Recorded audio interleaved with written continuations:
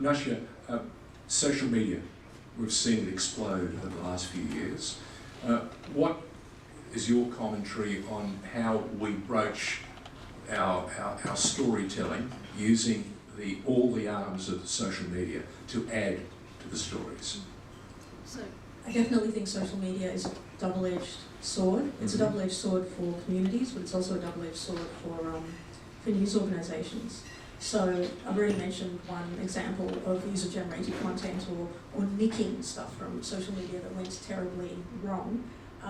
The other issue is that for a whole host of valid reasons, people are turning from free to air TV, right? So they're turning away from the commercial news organisations because they do have access now. If you speak to young people, if they look at what free-to-air news services are offering, and they don't see people who, for example, look like them, right? They don't see people with the same, they don't see people with the same sexual orientation. They don't see people with the same cultural background. They have that choice to not get their news from them, right? It's like and so that's the challenge that faces legacy media or traditional media. They're losing their audience because these people can just jump onto the website of AJ Plus, right, Al Jazeera Plus, and they can get news that's delivered in a way that makes it easy for them to consume. Or they can jump onto the TRT, Turkish Radio and Television website, or they can go onto the BBC, or they can, they've got all of these options. So that is a huge challenge for existing news organisations. And what I think when I looked at examples to teach my students how to do news delivered socially well, all of my examples come from overseas. I really, really wanted to give Australian examples.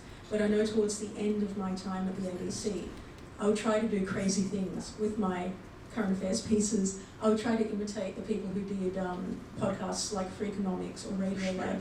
Yeah, and I was actually told by my news director, we don't do things like that, here at the ABC. So instead, all of the examples that I give to my students, here's a really great example of a bit of video that somebody could scroll through on their feed, and read the captions. But the example is from TRT, right, Turkish Radio and Television. Or this example is from AJ Plus, Al Jazeera Plus, right? So, it's a huge challenge, and I see a lot of really, really good stuff from these news organisations where they shoot a story in a classic TV format, 1.5 minutes. It's storyboarded correctly, it has a range of professional shots, the audio is fantastic, but it has captions instead of a voiceover.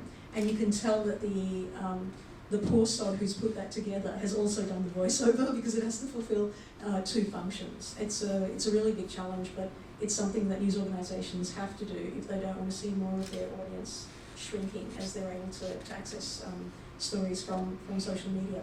The other danger, of course, is that we don't really have a high level of media literacy in Australia. And there's a solid reason for that.